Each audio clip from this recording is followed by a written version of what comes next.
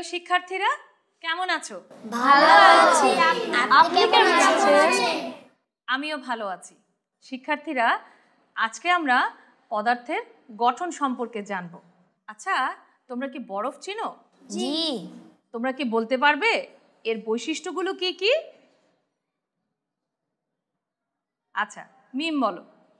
বরফ খুবই ঠান্ডা এবং এটি বেশ শক্ত। একদমই ঠিক বলেছ। ধরো, আমি যদি একটি বরফ খণ্ডকে ঘরের ভেতর কয়েক ঘন্টা রেখে দেই সাধারণ তাপমাত্রায়, তবে কি হতে পারে? বরফটি গলে পানি হয়ে যাবে। পানি হলো বরফের তরল অবস্থা। এবার একটু চিন্তা করে বলো তো, বরফ এবং পানির মধ্যে পার্থক্য কি? একটু ভেবে বলো। এখানে সাফি হাত উঠিয়েছো, বলো। পানি কোনো কঠিন পদার্থ নয়, এটি সহজে এর আকৃতি পরিবর্তন করতে পারে। পানি বরফের মতো এত ঠান্ডা নয়। পানি ও বরফ দেখতে একে অপরের চাইতে আলাদা। আচ্ছা, এদের বৈশিষ্ট্য এভাবে ভিন্ন হওয়ার কারণ কি? একটু চিন্তা করে বলো তো, কি হতে পারে? আচ্ছা, মিম আগে বলো। গত ক্লাসে আমরা জেনেছিলাম যে সকল পদার্থ পরমাণু ও অণু দ্বারা গঠিত। হ্যাঁ, পানি ও বরফ একই পানির অণু দ্বারা গঠিত। আচ্ছা আপা, পানি ও বরফে অণুগুলো কেমন করে সাজানো থাকে? আমরা জানি যে বরফ হলো পানির কঠিন অবস্থা। এখন তাহলে আমরা বরফে অণুগুলো কিভাবে সাজানো আছে সেটাও দেখব। তোমরা এখানে কি দেখতে পাচ্ছ? আমার মনে হচ্ছে বরফে পানির অণুগুলো খুব কাছাকাছি অবস্থান করছে। অণুগুলোর মাঝে ফাঁকা জায়গা খুবই কম। কঠিন অবস্থায় পদার্থ যেমন ধরো যে বরফ, সেই বরফের অণুগুলোকে আমরা দেখেছি একে অপরের খুব কাছাকাছি রয়েছে, তাই না? ফলে এদের মাঝখানে খুব একটা ফাঁকা জায়গা থাকে না, এরা স্বাধীনভাবে চলাফেরা করতে পারে না। আর এর ফলে কি হয়? এদের আকৃতি খুব সহজে পরিবর্তন হয় না। আচ্ছা, এজন্যই বরফের টুকরা শক্ত হয় এবং এদের আকৃতি নির্দিষ্ট থাকে। হ্যাঁ ফাইজা, তুমি চমৎকার বলেছ। আচ্ছা চলো এবার দেখি তরল অবস্থায় পানির অণুগুলো কিভাবে সাজানো থাকে।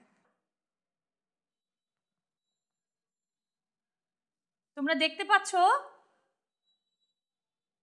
হ্যাঁ, কি দেখতে পাচ্ছ? কি মনে হচ্ছে? বরফে অণুগুলোর তুলনায় পানিতে পানির অণুগুলো ভিন্নভাবে সাজানো থাকে। তোমরা কি ভিন্নতা দেখতে পাচ্ছ? পানিতে পানি অণুগুলো কাছাকাছি অবস্থান করছে, কিন্তু তারা চলাচল করতে পারছে। এক্ষেত্রে অণুগুলো বরফের মতো সুশৃঙ্খলভাবে সাজানো নয়। পানিতে পানির অণুগুলো নির্দিষ্ট প্যাটার্নে সাজানো থাকে না এবং অণুগুলো মাঝে ফাঁকা স্থান রয়েছে, তাই তরল পদার্থ সহজে আকৃতি পরিবর্তন করতে পারে। বাহ, চমৎকার। মিম, কিছু বলতে চাও? হ্যাঁ, বলে ফেলো। বরফ ও পানিতে অণুগুলো কিভাবে সাজানো থাকে তা তো বুঝলাম, কিন্তু জলীয় বাষ্পে কিভাবে সাজানো থাকে? আচ্ছা, তবে প্রথমেই বলো, জলীয় বাষ্প বলতে কি বোঝো? জলীয় বাষ্প হলো পানির বায়বীয় অবস্থা। এটি আমরা খালি চোখে দেখতে পাই না এবং এটি বরফ ও পানি থেকে আলাদা। বাহ, চমৎকার বলেছ। চলো তাহলে জলীয় বাষ্পে পানির অণুগুলোর বিন্যাস দেখে নিই।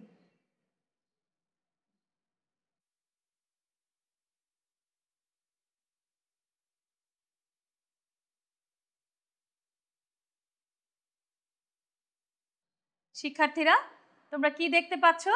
দেখা যাচ্ছে যে জলীয় বাষ্পে পানির অণুগুলো বেশ দূর অবস্থান করছে। জলীয় বাষ্পের পানির অণুগুলোর মাঝখানে বেশ খালি জায়গা আছে, এই জন্য অণুগুলো দ্রুত গতিতে চলাচল করতে পারে। বরফের মতো জলীয় বাষ্পে পানির অণুগুলো নির্দিষ্ট প্যাটার্নে সাজানো নয়।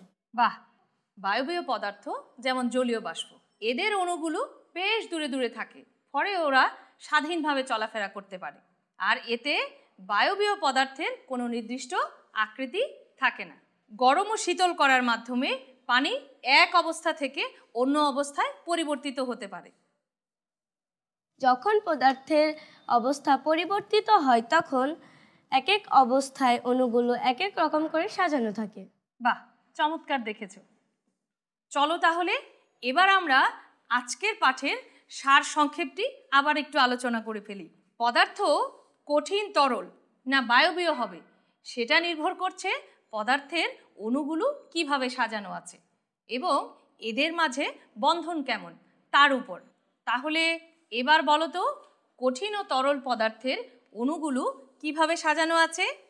কঠিন পদার্থের অণুগুলো একে অপরের সাথে ঘনিষ্ঠভাবে আবদ্ধ থাকে।